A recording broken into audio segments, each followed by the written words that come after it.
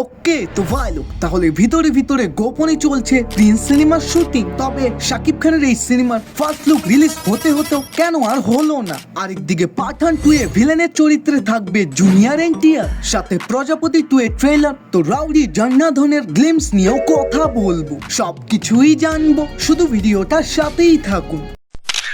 প্রথমেই কথা বলি প্রজাপতি 2 মুভিটা নিয়ে। ভাই এই ট্রেলারটা গতকাল মুক্তি পায় এবং আমি অলরেডি এই ট্রেলারটাকে বেশ কয়েকবার দেখেছি এবং এক কথায় যদি একটা রিভিউ দিই, একটা ফ্যামিলি ড্রামা মুভির ক্ষেত্রে এটা ভালোই ছিল। তবে হ্যাঁ, ট্রেলারটা দেখে আরো একটা জিনিস বুঝতে পারলাম যে প্রথম পার্টে যে লেভেলের কমেডি সিন ছিল ওগুলো কিন্তু দ্বিতীয় পার্টে একদমই মিসিং এবং সেই জায়গায় মেকররা এবার গল্পে বেশি বেশি ইমোশন ঢুকিয়ে দিয়েছে। সাথে খাদান এন্ড রঘু ডাকাতের পর আমরা আবারও দেব ইদিকা পালকে একসাথে দেখতে চলেছি এবং তাদের কেমিস্ট্রি বলা চলে দেখতে ভালোই লাগতেছে। বাট আনফরচুনেটলি মুভির গল্পতে হয়তো সে মারা যাবে, যার পরে কিন্তু মুভি স্টোরিতে বড় একটা মোড় নেয়, যেটার কারণে কি দেব একেবারে ভেঙে পড়বে নাকি নতুন কিছু ট্রাই করবে। তাছাড়াও বাবা ও ছেলের সম্পর্কটাকে এই মুভিতে খুবই সুন্দরভাবে প্রেজেন্ট করা হয়েছে এবং দেব ও মিথুন চক্রবর্তীও নিজেদের ক্যারেক্টারে একদমই ফাটিয়ে দিয়েছে।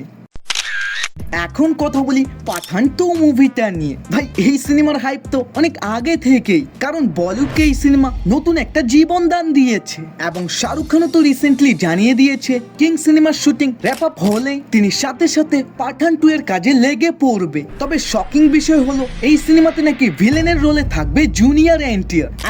এটা করার কি দরকার ছিল না? মানে অত যদি সুপারহিট হতো তাহলে আমি ওয়ারএফের এটা খুবই ভালো একটা ডিসিশন বলতাম, যেখানে অটো অলরেডি ডিজাস্টার হয়ে আছে। বাট ওয়ারএফ চাইলেও জুনিয়র এনটিআর হয়তো তাদের সাথে কাজই করবেন, কারণ এর আগে অটোয়ে কাজ করে সে নিজের ক্যারিয়ারের 12টা বাজিয়েছিল। আর হ্যাঁ, এটার কারণেই কিন্তু তিনি এনটিআর 31 এর 60 to 70% যতগুলো পার্টের শুটিং হয়েছিল ওগুলোকে পুরোপুরি ডাস্টবিনে ফেলে দেয়, মানে ডাইরেক্ট 50 কোটি টাকার ক্ষতি। তাই আমার তো মনে হয় না এনটিআর আবারও ওই সেম রিস্কটাই নিবে।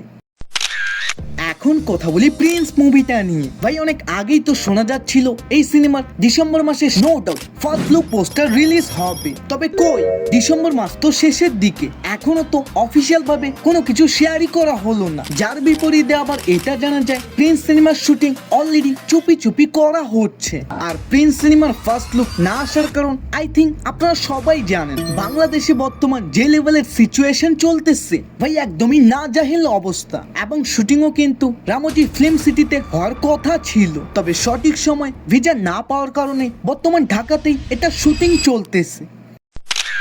এখন কথা বলি রাউডি জনার্দন মুভিটা নিয়ে। ভাই বিজয় দেবরকোন্ডার অবস্থাও কিন্তু ভাইজানের মতন, প্রতি বছর মুভি ঠিকই আসে তবে হিট আর হয় না। তাই এবার তিনি নিয়ে আসে একটা গ্যাংস্টার ফিল্ম, যেখানে অ্যাকশন, মাস মাসালা, ব্রুটাল ভায়োলেন্স প্রচুর দেখানো হয়। সেই সাথে বিজয়ের লুক ও অভিনয়ও ভালোই ছিল, কিন্তু একটা জিনিস আমার খুবই খারাপ লেগেছে, আবারও সেই টিপিক্যাল সাউথ মুভিগুলোর মতনই সেম ডায়লগ, সে আসতেছে যে তোমাদের সবাইকে মেরে ফেলবে, যার এক হুঙ্কারে মানুষ প্যান্টে মুতে দেয়। না মানে ভাই এসব 4-5 বছর আগে চলতো, এখন আর পাবলিক এসব পছন্দ করে না। দাঁড়াও একটা আপডেট দিই, নতুন বছরের প্রথম দিনে একটা বড় ধামাকা আসবে, তাই সাবস্ক্রাইব করতে একদম ভুলিও না। বাই।